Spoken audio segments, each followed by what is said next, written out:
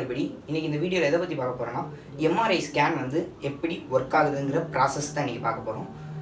MRI scan நார்மலா எப்படி work ஆகும்னா ஒரு மெத்தட் இருக்கு. NMR மெத்தட்னு சொல்லுவாங்க. அதையும் எக்ஸ்ட்ரா வந்து ரேடியோ ஃப்ரீக்வன்சியை வந்து அப்ளை பண்ணினா MRI ஸ்கேன் வந்து எடுப்பாங்க. NMR மெத்தட்னா என்னன்னு ஃபர்ஸ்ட் சொல்றேன். நியூக்ளியர் மேக்னெட்டிக் ரெசனன்ஸ் அப்படினு அர்த்தம்.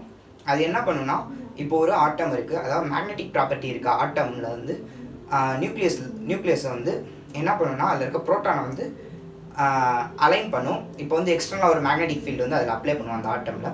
அப்படி அப்ளை பண்ணும்போது அந்த புரோட்டான் வந்து அலைன் ஆகும். எதோட டைரக்ஷனில் அலைன் ஆகும்னா அந்த மேக்னெட்டிக் ஃபீல்டுக்கு ஏற்ற மாதிரி டைரக்ஷனில் வந்து அலைன் ஆகும். மேக்னெட்டிக் ஃபீல்டு இப்போ அப்போர்டில் இருக்குன்னா அதுக்கு ஏற்ற மாதிரி புரோட்டான் இப்படி அலைன் ஆகும். அப்படி அலைன் ஆனதுக்கப்புறம் அதில் ரெண்டு விதமாக இருக்கும். ஒன்று வந்து லோவர் எனர்ஜி, இன்னொன்று வந்து ஹையர் எனர்ஜி. லோவர் எனர்ஜியில் இருக்கிறது வந்து மேக்னெட்டிக் ஃபீல்டோட டைரக்ஷன்லேயே அலைனாக இருக்கும். ஹையர் எனர்ஜி இருக்கிறது வந்து ஷிஃப்ட் ஆகும். அதாவது வந்து இப்போ ஹையர் எனர்ஜி இருக்குன்னா அது வந்து லேஸாக வந்து ஷிஃப்ட் ஆகும். எப்படின்னா இப்படி சுற்ற ஆரம்பிக்கும். இதான் இப்போ வந்து ஒரு புரோட்டான்னா அது வந்து இப்படி ஆக்சிஸ் வந்து சுற்ற ஆரம்பிக்கும். அது நார்மலாக அப்படி ஸ்பின் ஆகிட்டு தான் இருக்கும். அது மட்டும் இல்லாமல் எக்ஸ்ட்ரா ஆக்சிஸ் வந்து சுற்ற ஆரம்பிக்கும். இப்படி தான் வந்து NMR மெத்தட் வந்து நடக்கும். அதில் வந்து எலக்ட்ரோமேக்னெட்டிக் வேவ்ஸ் வந்து சென்ட் பண்ணி அது வெளியே சிக்னல்ஸ் எடுத்து ஸ்பெக்ட்ரம் வரைஞ்சி அதை வந்து டிஃபைன் பண்ணுவாங்க. இதே மெத்தடை வந்து அப்படியே MRIயில் வந்து அப்ளை பண்ணுவாங்க. எப்படின்னா அதே தான் இருக்கும். நம்ம இப்போ MRI மிஷின் பார்த்துப்போம். இங்கே ஒரு சூப்பர் கண்டக்டிங் மெட்டல் இருக்கும். கீழே ஒரு சூப்பர் கண்டக்டிங் மெட்டல் இருக்கும். அதை வந்து காயில் உன் பண்ணியிருப்பாங்க. அது வந்து சூப்பர் மேக்னெட் வந்து எலக்ட்ரோ மேக்னெட்டாக வந்து அது யூஸ் ஆகும்.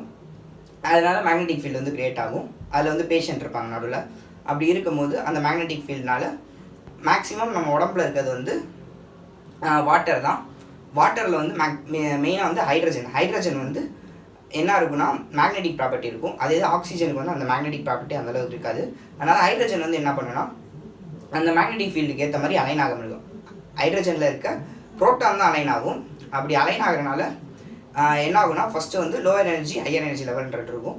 லோவர் எனர்ஜி லெவலில் இருக்க வந்து நார்மல் அலைன் ஆயிரும். ஹையர் எனர்ஜி லெவலுக்கு வந்து எக்ஸஸ் ஆஃப் எனர்ஜி கிடச்சக்கப்புறம் என்ன பண்ணால் அது வந்து இப்படி ஸ்பின் ஆக ஆரம்பிக்கும். ஃபஸ்ட்டு NMR மெத்தடில் சொன்ன மாதிரியே அதே மாதிரி ஸ்பின் ஆக ஆரம்பிக்கும். அப்படி ஸ்பின் ஆனதுக்கப்புறம் என்ன ஆகுனா நம்ம வெளியிலேருந்து RF அதாவது ரேடியோ ஃப்ரீக்வன்சிஸ் வந்து அப்ளை பண்ணுவோம். அப்படி அப்ளை பண்ணது வந்து என்ன ஆகுனா இப்போ வந்து அந்த புரோட்டான் வந்து இப்படி ரொட்டேட் ஆகிறதுனால ஆக்சிஸ் ரொட்டேட் ஆகி ஸ்பின்னும் ஆகிறனால அதில் வைப்ரேஷன் கிரியேட் ஆகும். அப்படி கிரியேட் ஆகிற வைப்ரேஷனால அதுக்கு ஒரு ஃப்ரீக்வன்சி கிரியேட் ஆகும். அப்படி ஃப்ரீக்வன்சி கிரியேட் ஆனதுனால நம்ம ரேடியோ ஃப்ரீக்வன்சி அனுப்பும்போது ரெண்டும் ஈக்குவலான அதாவது ரெசனன்ஸ் ஃப்ரீக்வன்சி இதுக்கு ஈக்குவலான ஒரு ஃப்ரீக்வன்சி வந்து சென்ட் பண்ணுறோம். சென்ட் பண்ணும்போது என்ன ஆகுனா அந்த ஈக்குவல் ஃப்ரீக்வன்சி வந்ததுக்கப்புறம் அது வந்து அப்சர்வ் பண்ண ஆரம்பிக்கும் ரேடியோ ஃப்ரீக்வன்சிஸை புரோட்டான் வந்து.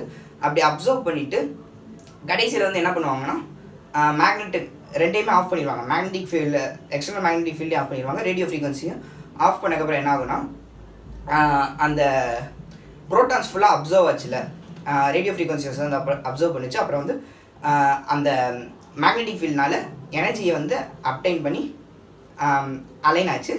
அந்த ரெண்டு எனர்ஜியை வந்து லாஸ் ஆகி நார்மல் கண்டிஷனுக்கு போக ட்ரை பண்ணும். அப்படி லாஸ் ஆகிற அதாவது வந்து எமிட் பண்ணுற இப்போ வந்து அதை அப்சர்வ் பண்ணதை திருப்பி எமிட் பண்ணுது, ரீஎமிட் பண்ணுது. அப்படி வெளியில் வர ரேடியோ ஃப்ரீக்வன்சிஸையும் அந்த எலக்ட்ரோமேக்னெட்டிக் அந்த மேக்னெட்னால கிரியேட் ஆன மேக்னெட்டிக் ஃபீல்ட்னால அப்சர்வ் பண்ண எனர்ஜியும் ரெண்டையும் வந்து எடுத்து டிடெக்ட் பண்ணுவாங்க. டிடெக்டர் வச்சு அதை டிடெக்ட் பண்ணிட்டு அதை வந்து ஆம்ப்ளிஃபை பண்ணுவாங்க. ரேடியோ ஃப்ரீக்வன்சிஸ் எக்ஸஸாக கொடுத்து அதை ஆம்ப்ளிஃபை பண்ணி நம்மளால் அதை இமேஜிங் பண்ணுற அளவுக்கு அதை ஆம்ப்ளிஃபை பண்ணிட்டு கடைசியில் வந்து கம்ப்யூட்டர் யூஸ் பண்ணி அதை வந்து இமேஜிங் பண்ணுவாங்க. நம்ம நார்மலாக நமக்கு வர ஸ்கேன் ரிப்போர்ட் இருக்குல்ல, MRI ஸ்கேன் ரிப்போர்ட், அந்த மாதிரி இமேஜிங் பண்ணி அதை வந்து அனலைஸ் பண்ணுவாங்க. இப்படி தான் MRI ஸ்கேன் வந்து ஒர்க் ஆகுது. இதுதான் இன்றைக்கான வீடியோ. இந்த வீடியோ உங்களுக்கு பிடிச்சிருந்தா லைக் பண்ணுங்கள், ஷேர் பண்ணுங்கள், மறக்காம நம்ம சேனல் சப்ஸ்கிரைப் பண்ணுங்கள். அப்போ தான் இதே மாதிரி நிறைய இன்ட்ரெஸ்டிங்கான வீடியோ வரும். Bye bye, see you.